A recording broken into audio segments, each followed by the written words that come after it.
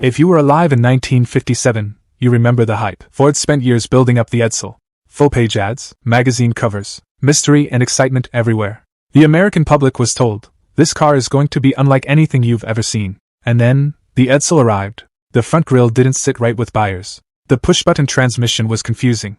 And the price? It didn't match what people were getting. In just over a year, Ford pulled the plug. $350 million lost. And the Edsel name became, almost overnight, a word people used to describe failure itself. Ford never talked about it much after that. Now this one hurts a little. Because the Avanti was genuinely stunning. Designed in just 40 days by Raymond Loewy, one of the greatest industrial designers America ever produced, the Avanti looked like nothing else on the road. Fiberglass body, aircraft-inspired curves, a supercharged engine that broke speed records.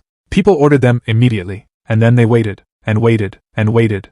Production problems meant customers were waiting months, sometimes nearly a year, for delivery.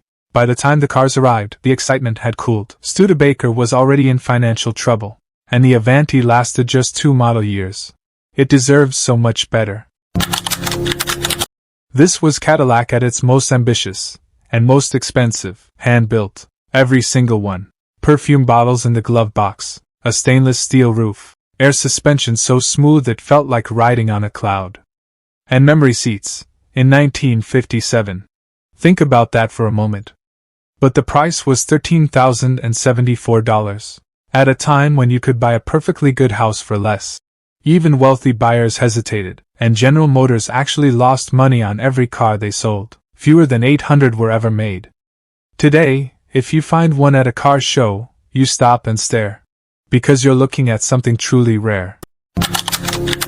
The original 1955 Thunderbird, the 2-seater, was pure magic. Sleek, sporty.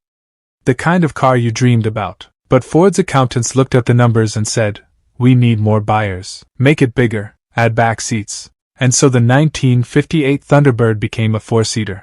Personal luxury car. It sold well, actually. But it broke the hearts of everyone who loved what the Thunderbird was supposed to be.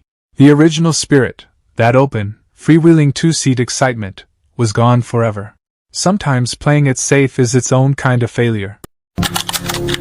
American Motors wanted a piece of the action. The Mustang was flying off lots. Ford was winning.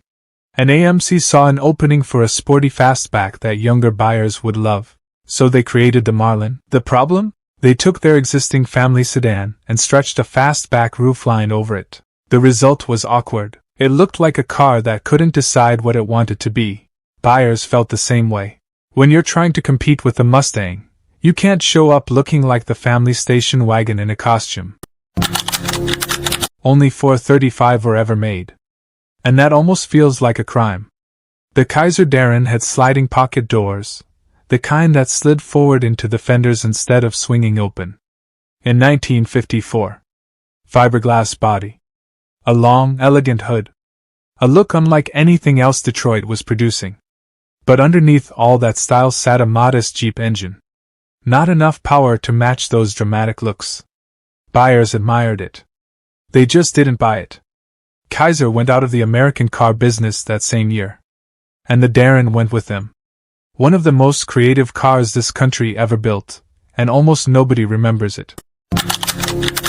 Hudson had a proud name. If you grew up before the war, you knew Hudson. Solid. Reliable. American. But by the early 50s, the big three were squeezing the independents out. Hudson needed something new. They introduced the Jet in 1953. It should have worked. But the Jet fell plain. Boxy. The styling lagged behind competitors. And it wasn't cheap enough to win on price either. It was stuck in the middle, and in the car business, the middle is a dangerous place to be. Poor Jet sales drained Hudson's resources at exactly the wrong moment. By 1954, Hudson merged with Nash to form AMC, and the Hudson name faded away forever. There are ugly failures, and then there are beautiful ones. The Continental Mark II was one of the most elegant American cars ever built. Clean lines. Restrained design.